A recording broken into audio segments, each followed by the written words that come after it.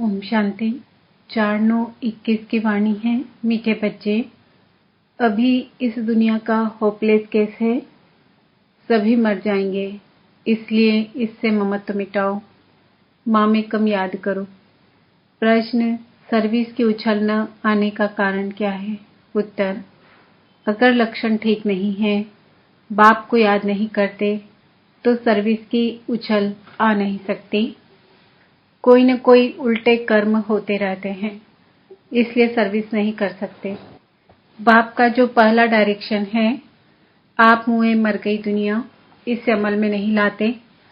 बुद्धि देह और देह के संबंधों में फंसी हुई है, तो सर्विस कर नहीं सकते। ओम नमः शिवाय। ओम शांति। अब यह भक्ति मार्ग का गीत सुना। शिवाय नमः कहते हैं, शिव का नाम घड़ी घड़ी लेते हैं, रोज शिव के मंदिर में जाते हैं और जो त्योहार है वह वर्ष वर्ष मनाते हैं। पुरुषोत्तम मास भी होता है, पुरुषोत्तम वर्ष भी होता है। शिवाय नमः तो रोज कहते रहते हैं। शिव के पुजारी बहुत है। रचिता है शिव, ऊंचते ऊंच भगवान। कहते भी हैं पतित पावन परमपिता परमात्मा शिव है। रोज पूजा भी करते हैं। तुम बच्चे जानते हो यह संगम युग है, पुरुषोत्तम बनने का युग। जैसे जिस्मानी पढ़ाई से कोई न कोई ऊंच पद पाते हैं ना, इन लक्ष्मी नारायण ने यह पद कैसे पाया, विश्व के मालिक कैसे बने, यह किसको भी पता नहीं। शिवाय नमः भी कहते हैं। तुम मात पिता हम बालक तेरे रोज महिमा गाते हैं, परंतु यह नहीं जानते कि वह कब आकर मात पिता बनकर वर्षा देते हैं। तुमको मालूम है कि दुनिया के मनुष्य तो कुछ भी नहीं जानते हैं। भक्ति मार्ग में कितने धक्के खाते हैं, अमरनाथ पर कितने झुंड के झुंड जाते हैं, कितने धक्के खाते हैं। किसको ऐसा कहो तो बिगड़ पड़े। तुम थोड़े बच्चे हो जिनके अंदर में बहुत खुशी है। लिखते भी रहते हैं, बाबा जब से आपको पहचाना है, बस अब तो हमारी खुशी का पारावार नहीं रहा है। कुछ भी तकलीफ आदि होती है, फिर भी खुशी में रहना चाहिए। हम बाप के बने हैं, यह कभी भूलना नहीं चाहिए। तुम बच्चे जबकि जानते हो हमने शिव बाबा को पाया है, तो खुशी का पारावार नहीं रहना चाहिए। माया घड़ी घड़ी बुला देती है। बल लिखते हैं हमको निश्चय है, बाबा को हम जानते हैं, फिर भी चलते चलते ठंडे पड़ जाते हैं। 6-8 मास 2-3 वर्ष आते नहीं तो बाबा समझ जाते हैं पूरा निश्चय बुद्धि नहीं है, पूरा नशा नहीं चढ़ा है। ऐसा बेहद का बाप जिससे 21 जन्मों का वर्षा मिलता है। निश्चय हो जाए तो बहुत खुशी का नशा रहना चाहिए।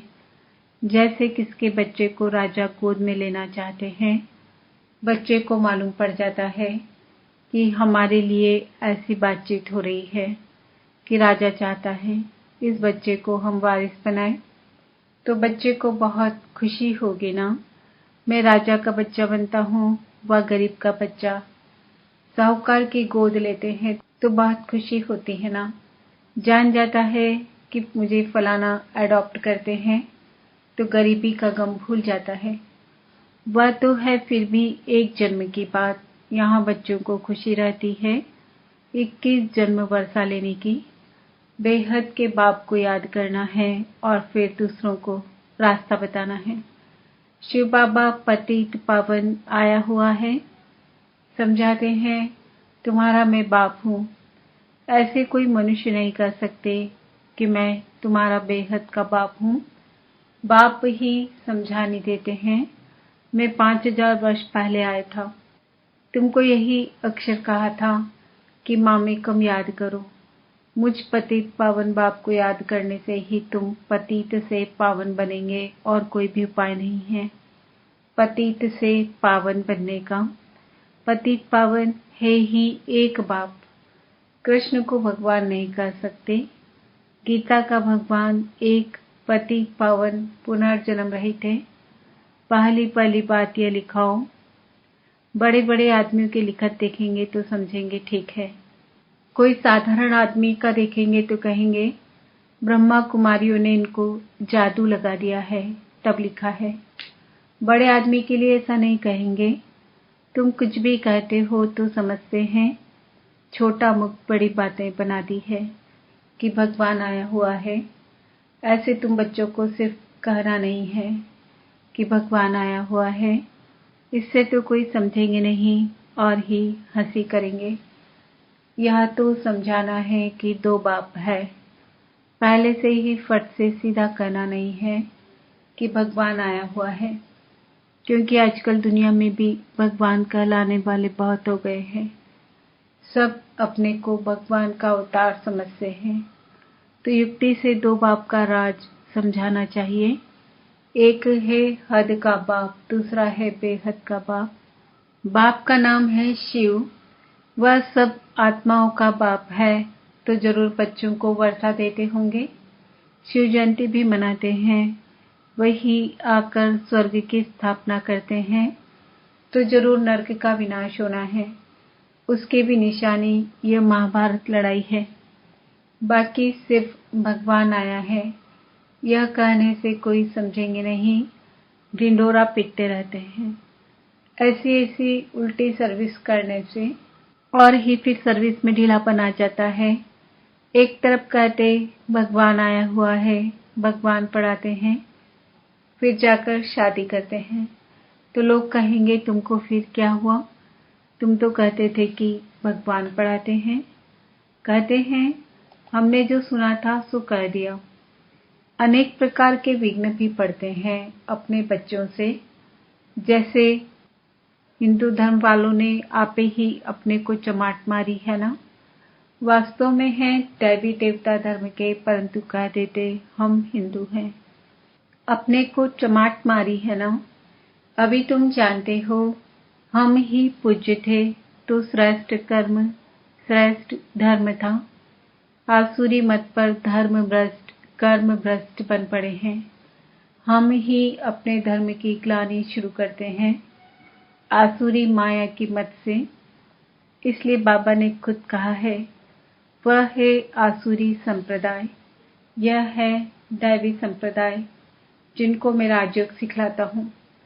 अभी है कलयुग जो यह नॉलेज आकर सुनते हैं, वह असुर से बदल देवता बनते हैं। यह नॉलेज है ही देवता बनने के लिए, 5 विकारों पर जीत पाने से देवता बनते हैं। बाकी असुरों और देवताओं की कोई लड़ाई नहीं लगी, यह भी भूल कर दी है, फिर दिखाते हैं। जिसकी तरफ साक्षात भगवान है उनकी विजय हुई, उसमें नाम प्रश्न का दे दिया है। वास्तव में है तुम्हारी माया से युद्ध। बाप कितनी बातें बैठ समझाते हैं, परंतु तमोप्रधान ऐसे हैं जो बिल्कुल समझते ही नहीं, बाप को याद नहीं कर सकते। समझते भी हैं हमारी ऐसी तमोप्रधान बुद्धि है जो याद ही नहीं ठहरती, इसलिए उल्टा काम करता रहता हूँ। अच्छे अच्छे बच्चे भी याद बिल्कुल नहीं करते, लक्षण सुधारते ही नहीं, इसलिए सर्विस की उछल नहीं आती है। बाप कहते हैं देह सहित देह के जो भी संबंध है उनको मारो अथवा भूलो। अब मारो अक्षर वास्तव में है नहीं। कहते हैं आप मुए मर गई दुनिया, यह बाप बैठ समझाते हैं। बुद्धि से भूल जाना है, जबकि तुम हमारे बने हो, तो इन सबको भूलो। एक बाप को याद करो। जैसे कोई बीमारी का होपलेस केस हो जाता है तो फिर उससे ममत्व मिटाना होता है। फिर उनको कहते हैं राम राम कहो। बाप भी कहते हैं इस दुनिया का केस बहुत होपलेस है, यह खत्म होनी ही है, सब मर जाएंगे, इसलिए इनसे ममत्व मिटाओ। वह तो राम राम की धुन लगाते हैं। यहाँ तो एक की बात नहीं, सारी दुनिया विनाश होनी है, इसलिए तुमको एक ही मंत्र देता हूँ, मामेकम याद करो। कितनी समझानी देते रहते हैं भिन्न भिन्न प्रकार से। अभी पुरुषोत्तम मास आया तो पुरुषोत्तम युग पर भी समझानी देते रहते हैं। समझाने की बड़ी होशियारी चाहिए, धारणा अच्छी चाहिए। कोई पाप कर्म नहीं करना चाहिए। बिगड़ छुट्टी कोई चीज उठाना खाना यह भी बहुत गुप्त पाप है। कायदे बड़े कड़े हैं। पाप करते हैं फिर भी बतलाते नहीं, फिर पाप वृद्धि को पाते जाते हैं। यहाँ तो तुम बच्चों को पुण्य आत्मा बनना है। हमको पुण्य आत्मा से स्नेह है, पाप आत्मा से विरोध है। भक्ति मार्ग में भी जानते हैं कि अच्छा कर्म करने से अच्छा फल मिलेगा, इसलिए दान पुण्य आदि अच्छे कर्म करते हैं ना। यह ड्रामा है फिर भी कहते हैं भगवान अच्छे कर्मों का फल अच्छा देता है। बाप कहते हैं मैं सिर्फ यह धंधा थोड़ी बैठ कर करता हूँ। यह तो सारी ड्रामा में नूंद है। ड्रामा अनुसार बाप को जरूर आना है। बाप कहते हैं मुझे आकर सबको रास्ता बताना है। बाकी इसमें कृपा आदि की कोई बात ही नहीं है। कोई लिखते हैं बाबा आपकी कृपा होगी तो हम आपको कभी नहीं भूलेंगे। बाप कहते हैं हम कभी कृपा आदि नहीं करते, यह तो भक्ति मार्ग की बातें हैं। तुमको अपने पर कृपा करनी है। बाप को याद करेंगे तो विकर्म विनाश होंगे। भक्ति मार्ग की बातें ज्ञान मार्ग में होती नहीं। ज्ञान मार्ग है ही पढ़ाई। टीचर कोई पर कृपा थोड़ी ही करेगा, हर एक को पढ़ना है। बाप श्रीमत देते हैं, उस पर चलना चाहिए ना। परंतु अपनी मत पर चलने के कारण कुछ भी सर्विस नहीं करते। बच्चों को बिल्कुल पुण्यात्मा बनना है, जरा भी कोई पाप न हो।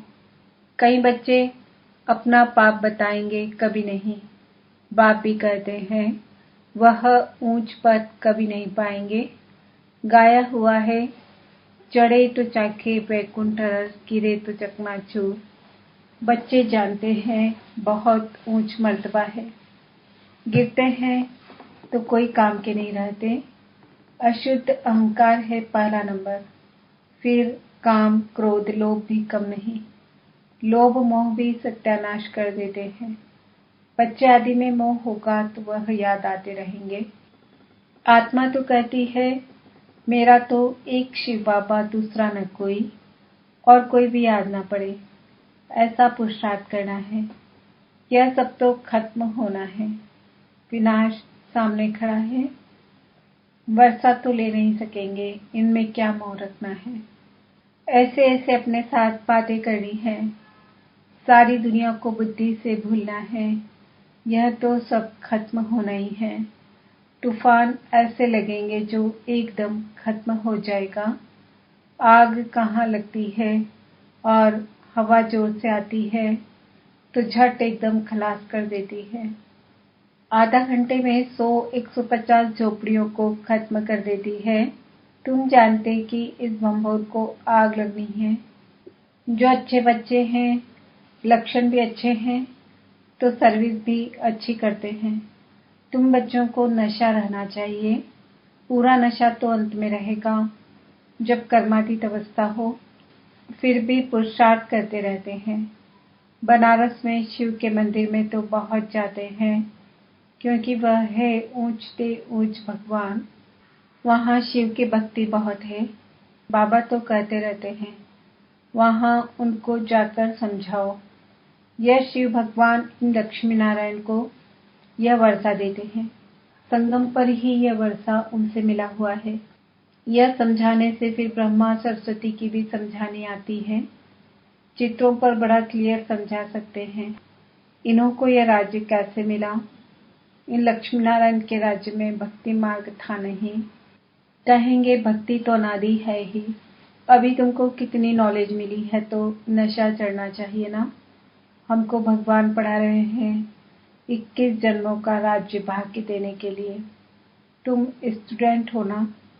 जिसको निश्चय होगा यह ब्रह्मा कुमारियां जिस द्वारा सुनकर हमको निश्चय बिठाती है वह खुद क्या होगा। ऐसे बाप से तो पहले मिले। जब तक पूरा निश्चय नहीं होगा तब तक बढ़ेगा नहीं। निश्चय वाला ही झट भागेगा। ऐसे बाप के पास हम जाकर मिलेंगे, छोड़ेंगे नहीं। बस बाबा हम तो आपका बन गया। हम जाएंगे नहीं। गीत भी है ना, चाहे प्यार करो चाहे ठुकराओ, यह दीवाना तेरा दर नहीं छोड़ेगा। फिर भी बिठा तो नहीं सकते, सर्विस पर भेजना पड़ता है। गृहस्थ व्यवहार में रहते कमल फूल समान बनना है, ऐसे लिख कर भी देते हैं। फिर बाहर जाने से माया की चक्री में आ जाते हैं। भक्तों का पुरुषोत्तम मास चला गया। बाप कहते हैं, इस संगम युग पर ही मैं आता हूँ। पतितों को पावन बनाने समझाने कितनी अच्छी है। अच्छा, दिन प्रतिदिन सेवा की वृद्धि के लिए नई नई युक्तियाँ निकलती रहेगी।